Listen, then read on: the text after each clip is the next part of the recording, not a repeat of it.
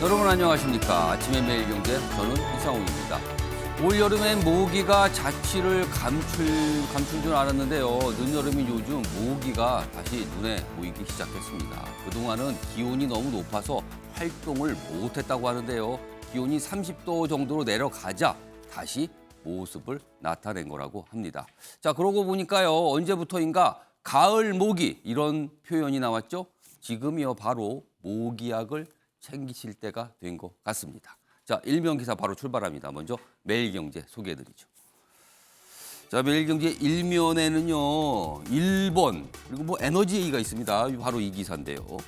에너지가 무기다. 소리 없는 전쟁이 벌어지고 있는데요. 일본 제재 대상국인 러시아와 LNG 계약을 맺었다. 천연가스 계약을 맺었다는 겁니다.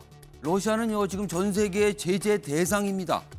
일본 역시 동참을 했는데 이 에너지 관련해서는 계약을 맺었다는 거예요. 역시요, 이른바 뭔가 먹고 사는 문제, 경제 문제는요, 적도 우방도 없다. 이런 거 단적으로 보여주는 기사입니다. 다음은 한국일보 보시죠. 자, 어제 대통령실에서 이제 발표가 좀 있었습니다. 뭔가 좀 개편을 했죠. 대통령실 개편, 과감한 쇄신은 없었다. 자, 개편. 근데 이걸 쇄신이라고 보기는 좀 부족하다. 이런 뜻입니다. 자, 정책 수석 새로 만들었죠, 이번에요. 이관섭 무역협회 부회장, 전 부회장이죠. 그리고 홍보수석엔 김은혜 전 의원. 이렇게 이제 지명을 했습니다. 사실 뭐 대통령실 참모기 때문에요. 그냥 결정하면 확정되는 겁니다. 핀셋 개편으로 홍보라인 보강에 역점을 뒀다. 그리고 엇박자 정책이란 지적 그동안 참 많이 받았는데요.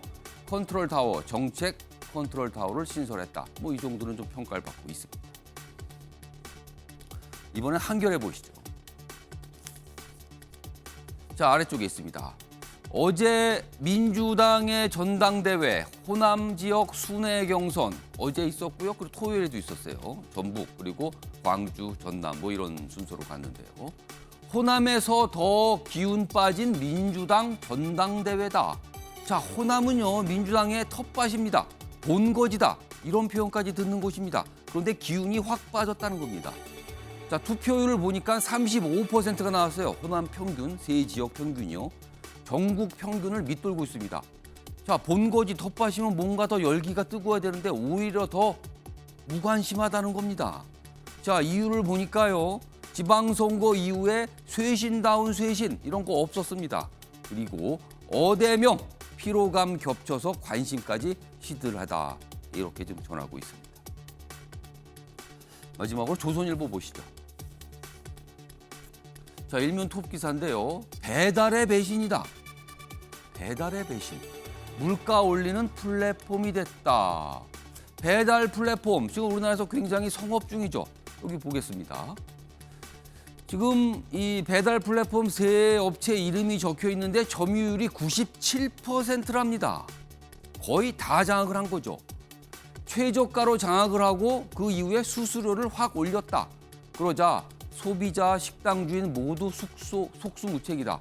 인플레이션 지금 심각한데 더 부추기고 있는 거 아니냐는 거죠. 그리고 택시, 쇼핑 시장 똑같은 상황으로 가고 있다. 이렇게 지적하고 있습니다. 자, 지금까지 일면기사 짚어봤고요. 오늘도 다양한 뉴스 준비되어 있는데요. 그 뉴스의 의미 깊숙하게 분석해 주시기 위해 네 분 자리하셨습니다. 한 분씩 소개해드리겠습니다. 자, 먼저 화면 가장 맨 왼쪽에 앉아 계십니다. 윤경우 MBN 논설위원 자리하고 계시고요. 그 옆에는요, 신경민 전 국회의원 나와 계십니다. 자, 그리고 세 번째 자리에는 홍석준 국민의힘 국회의원 나와 계십니다. 그리고 마지막으로 최경철 매일신문 편집위원 자리하고 계십니다. 자, 네 분 안녕하세요.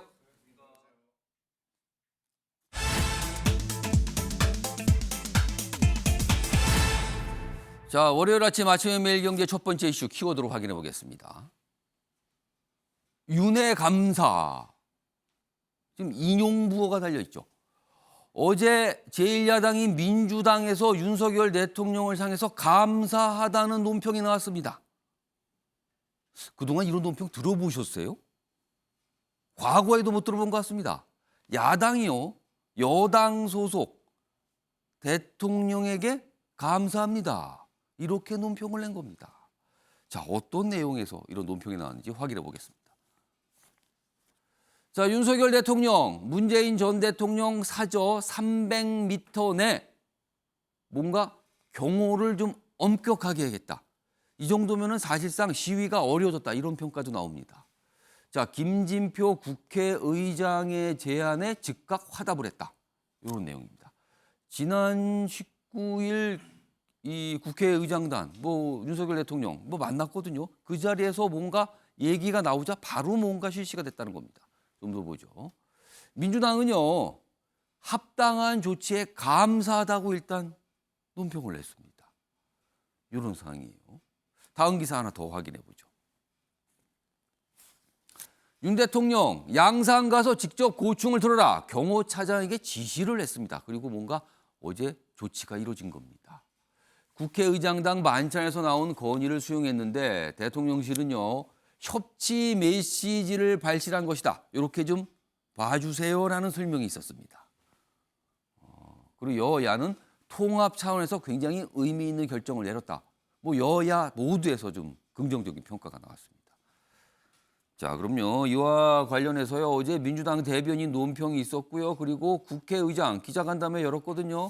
그 자리에서 설명도 있었습니다. 들어보시죠. 최근 윤석열 대통령 국회의장단 만찬에서 김진표 의장께서 제시한 해법을 윤석열 대통령께서 수용해 경호처를 통해 신속히 조치를 취하신 것으로 압니다. 일상생활에 어려움을 호소하는 전 대통령과 평산마을 주민의 고통, 안전을 생각한다면 늦었지만 합당한 조치입니다. 김진표 의장 그리고 윤석열 대통령께 감사드립니다. 평산마을의 1인 시위가 너무 가까운 곳에서 1인 시위가 점점 과격화해지고 잘못하면 이것이 큰 그 여야간에 또는 전시적으로 사고나 할 수 있으니까 대통령께서 관심을 가지고 경호처장에게 한번 현장 사정을 좀 파악해서 대책을 세워주시는 게 좋겠다 그랬더니 신경민 전 의원님 감사하다고 그랬어요. 윤 대통령에게. 민주당 논평입니다. 굉장히 낯선 모습이고 이례적으로 느껴지는데요. 이렇게까지 감사 표시를 한 이유는 뭡니까? 그 사이에 엄청난 불만이 있었죠. 이게 5월 달부터 이제 시작이 된 거 아니겠어요? 예. 벌써 석 달 정도가 됐는데 그 사이에 대통령실도 그렇고요, 양산서도 그렇고요, 뜨뜻미지근한 반응을 보였거든요. 이게 헌법상의 권리고 집회 자유를 제한을 할 이유가 별로 없다라고 얘기를 했고요. 그 사이 갈등 상황이 점점 상승하면서 심지어는 서초동에 그러니까 지금 윤 대통령이 사는 집 앞에서 양산에서 벌어지고 있는 일을 그대로 생중계하거나 내지는 녹음한 것을 같은 그 데시벨로 트는 사태까지 벌어진 거거든요. 맞불 집회죠, 그러니까. 네. 그래서 이렇게 한다. 그런데 그걸 이렇게 듣고 보니까 그냥 집회를 하는가 보다 이런 내용이 아닙니다. 이건 좀 해도 너무할 정도고 이 문 대통령은 물론이고 주민들이 일상생활을 할 수 없을 정도로 점점점 이게 에스컬레이트가 되면서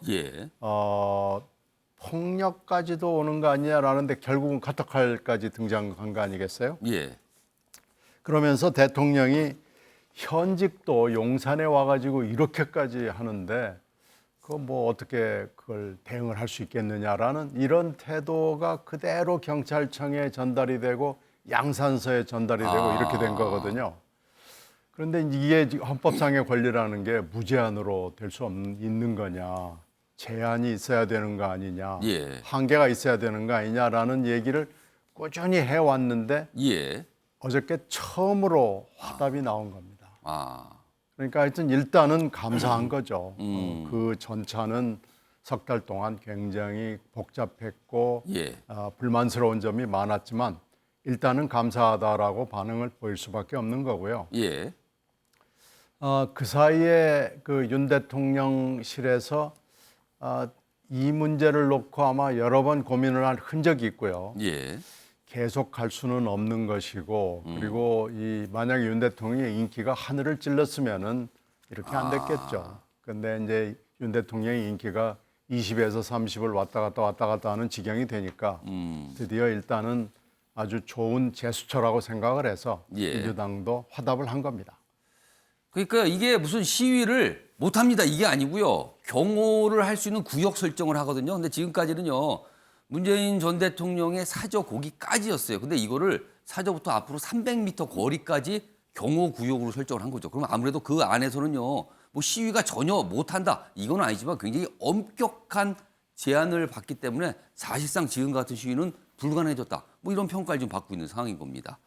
다음은요. 국민의힘에서 나온 논평입니다. 반응 좀 보겠습니다. 자, 양금희 원내대변인 반응 어제 나왔는데요. 윤석열 대통령의 이번 경호 강화 조치는 법과 원칙의 차원 그리고 더해서 협치와 국민 통합 차원에서 의미 있는 결정이다. 협치 얘기를 꺼냈어요. 요거는 협치. 그렇다면 야당을 향한 어떤 신호, 메시지다. 이렇게 보이는 겁니다. 그리고 통합 차원이다. 이런 겁니다. 이렇게 해석을 좀 내놨죠. 이 얘기 좀 해보죠. 홍석준 의원님. 네. 협치를 위해서 드디어 손을 좀 내밀었다고 봐야 됩니까? 이 어떤 의미입니까? 아니면 단순히 뭐 이건 너무 좀 정도가 심하니까 이 정도는 좀 막아보자라는 정도로 끝나는 겁니까? 예, 대변인 논평을 한 것처럼 뭐 협치, 국민 통합 뭐 관련된 차원에서 다 이해를 할 수 있을 것 같고, 예. 저도 대통령께서 주변에 많은 분들의 의견을 들으시겠지만 참 국민 통합 차원에서 참 잘한 결정이다 이렇게 이제 생각을 합니다. 그런데 이제 이 시점에서 우리가 좀 생각을 해봐야 될 것은 예. 왜 이런 사태가 발생했는가 아. 생각을 해보면 저도 이제 언론상에서나 또 가신 분들 이야기 들어보면은 뭐 어떻게 보면은 문 대통령 재임 시절에 여러 가지 좀 정책적 불이익 뭐 심지어는 사법 수사로 사망 내지는 또 코로나 백신 피해자들이 어떤 또 가족들이 또 사망 그런 어떤 여러 가지 좀 한이 맺혀서 그렇게 하신 분들을 언론상에서 많이 봤는데 예. 그러나 생각이 좀 다르더라도 전직 대통령 대통령이라는 것은 우리나라를 상징하고 통합의 어떤 핵심 구심점 역할을 하는 게 예. 아니겠습니까? 그런데 과거에 이런 어떤 잘못된 관행들이 사실은 너무 많았었던 거죠. 2017년, 18년도를 보면은 MB 사저에 수없이 많이 이제 가서 했었고 거기도 굉장히 여러 가지 네. 좀 주목을 받았죠. 그때는 모습도. 심지어 그 민주당의 의원들도 가서 어떻게 보면 좀 뭐 격려 내지는 독려도 그 했었고 예. 양승태 대법원장 사저에도 보면은 지금도 생생한데 수없이 많은 플랜카드라든지 좀 이런 것들이 굉장히 좀 많았습니다. 예. 이런 것 때문에 사실상 어떻게 보면은 반대 세력들이 전직 대통령 내지는 이러는 곳에 가서 하는 것이 뭐 당연히 해도 되는 것처럼 문화적인 이런 것처럼 이제 인식이 되어 왔던 것이 좀 사실이고 심지어는 현직 대통령 사저까지도 그렇게 지금 하고 있는데 그렇죠. 지금 모습이 그런 모습이 나타났어요. 그렇습니다. 저는 이번 결정으로 우리 국민적인 어떤 문화 그리고 예. 이런 대통령에 대한 어떤 존중, 예우 이런 것들이 좀 새롭게 좀 생겨서 이런 어떤 사저에 가서 좀 지나친 어떤 시위 이런 것은 좀 이제 좀 건절이 좀 됐으면 하는 그런 좀 바람입니다. 최영철 편집위원. 네. 만약에요. 윤석열 대통령이 아까 신경민 전 의원께서 잠깐 언급을 하셨어요. 윤석열 대통령이 사실 요즘에 뭐 좁혀봐도 지지율상으로는 위기 국면입니다. 그러니까 쇄신이라는 요구를 받고 있는 상황이거든요. 이런 상황이 아니라 반대로 굉장히 지지율이 높고 인기를 누렸다면 이런 조치를 했을까? 그리고 지금까지 여러 가지 문제가 지적이 됐는데 국회의장의 제안을 받아들인 형태였어요. 근데 그 전에 국민의힘 지도부가 제안을 하고 받아들인 형태를 했었다면 오히려 더 생색이 났을 거 아니냐. 이런 시각도 있습니다. 이 두 가지 사안 어떻게 보십니까? 네, 그렇습니다. 뭐 대통령의 의사결정은 결국 권력 관계 속에서 발생하는 거겠죠. 예. 대통령의 지지율이 상승하면서 고공행진을 계속했더라면 예. 이 사저에 대한 경호 수정 조치가 이루어졌겠느냐 사실 의문스럽죠. 저는 문재인 대통령이 아직도 많은 국민들 머릿속에 잔상 효과가 남아 있다. 그 잔상 효과가 계속되는 것은 결국 윤석열 대통령의 권력, 그 지지율과도 관계가 있다. 지지율이 추락하면서 결국에는 문재인 대통령이 국민들의 머릿속에 잔상 효과를 키울 수 있는 여지를 만들어줬다. 원래 문 대통령 성격은 사실 잊혀진 존재가 맞죠. 기자회견에서도 나는 잊혀진 존재가 되고 싶다고. 스스로 그렇기를 원했어요. 그렇습니다. 그런 성격도 맞지만 문재인 대통령도 이렇게 보니 이 틈이 생겼거든요. 그러니까 여러 가지 인스타그램이나 여러 가지 노출을 하면서 권력의 잔상 효과를 충분히 키우고 싶은 의지가 새로 생긴 것으로 보입니다. 그런 측면에서 힘이 발생했고 이 권력 관계 속 힘의 균형 관계 속에서 결국에는 윤석열 대통령이 경호 수정 조치를 아니할 수 없는 그러한 의사결정을 내릴 수밖에 없었다. 그럼 제안은 그냥 과정이었다. 사실은 그런 결정을 할 수밖에 없는 상황이라는 그렇습니다. 거예요. 결국에는 윤석열 대통령의 결단이라고 볼 수밖에 없죠. 그 결단은 결국에는 힘의 관계 속에서 균형이 이루어지지 못하니 결국에는 윤석열 대통령으로서는 문재인 대통령의 권력 관계를 의식하지 않을 수 없는 상황에 이르렀다. 그렇기 때문에 그러한 정치적 의사결정이 나왔고 앞으로도 지지율이 계속 이렇게 간다면 이런 의사결정이 나올 수밖에 없다. 그러니까 결국에는 산토끼들을 의식할 수밖에 없는 그러한 계속적인 상황이 발생할 수 없기 때문에 계속 이러한 여야 관계의 대치 상황 속에서도 윤석열 대통령이 항상 야당의 눈치를 볼 수밖에 없는 이러한 상태 속에 놓여 있다. 저는 그러면 협치를 위한 일단 손은 내밀었다고 봐야 됩니까? 결국에 협치를 향해서 자의적이 아니라 타의에 의해서 협치를 안 할 수 없는 상황에 놓여 있는 것이죠. 그걸 보여주는 상징적인 장면 아닌가? 그렇습니다. 이제 시작점이 아닐까 저는 이렇게 봅니다. 일단 여러 가지 배경이 있을 수 있다. 그리고 이 모습이 지금 최영철 편집위원은 약간 말씀하시기를 이거는 상황이 어쩔 수가 없어서 떠밀려 한 셈이 있다. 이런 분석인데 일단은 전체적으로는 긍정적 평가를 받고 있는 건 분명합니다. 여야 모두 호평을 내놨습니다. 어제 이 모습에 대해서.